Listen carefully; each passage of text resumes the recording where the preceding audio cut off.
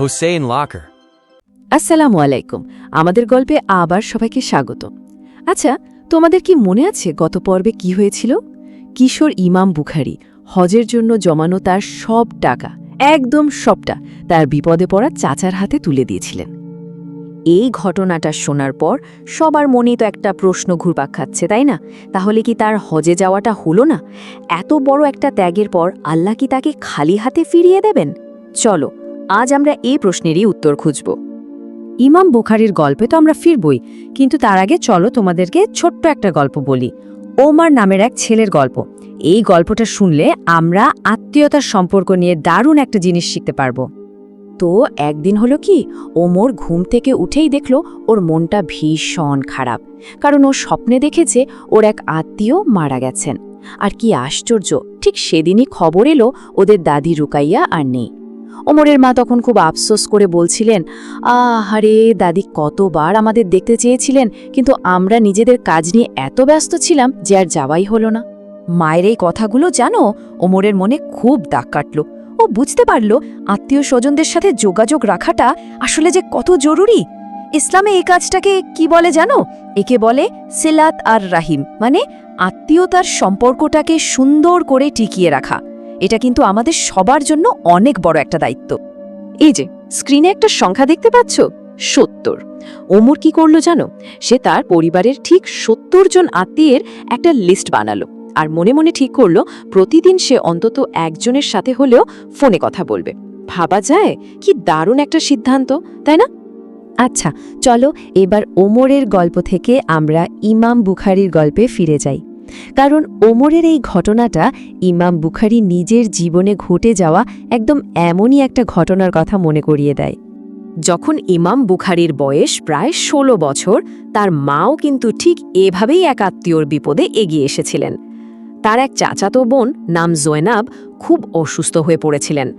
তখন তার মা হজের জন্য জমানো সব টাকা তার চিকিৎসার জন্য দিয়ে দেন, আর এতে করে তাদের হজে যাওয়ার স্বপ্নটা যেন প্রায় ভেঙেই গেল। ইমাম বুখারীর ভাই আহমাদ তো খুব মন খারাপ করে মাকে বললেন, মা, আমাদের হজে যাওয়ার স্বপ্ন তো এবারও পূরণ হলো না। কিন্তু দেখো তার মা কি বললেন, তার বিশ্বাস ছিল পাহাড়ের মতো শক্ত। তিনি ছেলেকে বুকে টেনে নিয়ে বললেন, বাবা, একদম চিন্তা করো না, আল্লাহর বদলে আমাদের জন্য নিশ্চয়ই আরও ভালো কিছু রেখেছেন। আর তাদের এই গভীর বিশ্বাস আর ত্যাগের পুরস্কার আসতে কিন্তু একদমই দেরি হয়নি। ঠিক সেই মুহূর্তে গল্পের মোড়টা পুরোপুরি ঘুরে গেল। মা আর ছেলেই যখন এইসব কথা বলছিলেন, ঠিক তখনই হঠাৎ করে তাদের দরজায় কে যেন কড়া নাড়ল। এত রাতে আবার কে এলো? দরজা খুলতেই দেখা গেল একজন অচেনা লোক দাঁড়িয়ে আছেন। তিনি জানালেন তিনি ইমাম বুখারীর প্রয়াত বাবার একজন পুরনো বন্ধু। অনেক অনেক বছর আগে ব্যবসার জন্য তিনি কিছু টাকা ধার নিয়েছিলেন। আজ তিনি সেই টাকা তো ফেরত দিতে এসেছেনই, সাথে এত বছরের লাভের একটা অংশ নিয়ে এসেছেন, কারণ তিনি আল্লাহর কাছে ঋণী হয়ে থাকতে চান না। সুবহানাল্লাহ! ভাবো একবার, ইমাম বুখারীর মা তো এই টাকার কথা ভুলেই গিয়েছিলেন। তারা যতটুকু দান করেছিলেন, আল্লাহ তার চেয়েও কয়েকশো গুণ বেশি তাদেরকে ফিরিয়ে দিলেন। এভাবেই আল্লাহ তাআলা একদম অপ্রত্যাশিতভাবে তাদের মক্কায় যাওয়ার পথটা খুলে দিলেন। চলো এবার আমরাও একটু মনে মনে সেই পবিত্র মক্কা নগরীতে চলে যাই। ১৬ বছর বয়সী ইমাম বুখারী তার মা আর ভাইয়ের সাথে অবশেষে এসে পৌঁছালেন সেই পবিত্র ভূমিতে।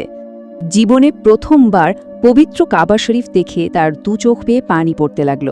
তিনি কাবার পবিত্র গিলাফ ধরে খুব আবেগ নিয়ে আল্লাহর কাছে মন খুলে দোয়া করতে শুরু করলেন। জানো তিনি কি দোয়া করেছিলেন? তিনি বলেছিলেন, হে আল্লাহ, আমার হজ কবুল করে নাও। আমাকে তোমার প্রিয় রাসূলুল্লাহ সাল্লাল্লাহু আলাইহি ওয়াসাল্লামের হাদিসগুলো সংরক্ষণ করার শক্তি দাও। হে আল্লাহ, আমাকে এমন একটি বই লেখার তৌফিক দাও যেখানে শুধু তোমার রাসূলুল্লাহ সাল্লাল্লাহু আলাইহি ওয়াসাল্লামের সহি বা একদম বিশুদ্ধ হাদিসগুলোই থাকবে। আর এই দোয়া থেকেই কিন্তু জন্ম নিয়েছিল পৃথিবীর শ্রেষ্ঠ হাদিস গ্রন্থ সহি আল বুখারী। মক্কায় থাকাকালীন ইমাম বুখারীর সাথে খুব বিশেষ একজনের দেখা হয়েছিল। চলো সেই ঘটনাটা এখন শোনা যাক। একদিন মসজিদে নববীতে বসে তিনি দেখলেন একজন ব্যক্তি খুব মনোযোগ দিয়ে বই পড়ছেন। তিনি তার কাছে গিয়ে সালাম দিলেন আর কথা বলে জানতে পারলেন ইনি কোনো সাধারণ মানুষ নন। ইনি হলেন ইসলামের প্রথম খলিফা হজরত আবু বকর সিদ্দিক রাদিয়াল্লাহু আনহুর নাতি আবু বকর বিন আবদুল্লাহ। আবু বকর বিন আবদুল্লাহ ইমাম বুখারীর কথা আগেই শুনেছিলেন। তিনি অবাক হয়ে জিজ্ঞেস করলেন, তুমিই কি সেই মোহাম্মদ বিন ইসমাইল যার অসাধারণ মেধার কথা এখন সবার মুখে মুখে? আমি তো শুনেছি মাত্র ১৭ বছর বয়সেই তুমি হাজার হাজার হাদিস যাচাই করে ফেলেছ।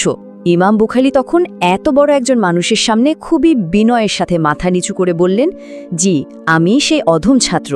তাহলে আজকের এই অসাধারণ গল্পটা থেকে আমরা কি কি শিখলাম বলো তো? আমরা শিখলাম যে যারা আল্লাহর ওপর ভরসা রেখে অন্যের জন্য ত্যাগ স্বীকার করে, আল্লাহ তাদের জন্য এমন সব দরজা খুলে দেন যা তারা কল্পনাও করতে পারে না।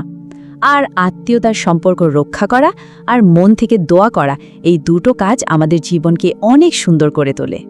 ইমাম বুখারী এখন মক্কায়, কিন্তু সেখানে গিয়েও কি তার পথটা সহজ ছিল? কিভাবে তিনি মক্কার বড় বড় আলেমদের নিজের জ্ঞান দিয়ে একেবারে তাক লাগিয়ে দিয়েছিলেন, আর কেনই বা তার জ্ঞান নিয়ে প্রশ্ন উঠেছিল? এই সব কিছুর উত্তর জানতে হলে কিন্তু চোখ রাখতে হবে আমাদের গল্পের পরের পর্বে। সেই পর্যন্ত সবাই ভালো থেকো।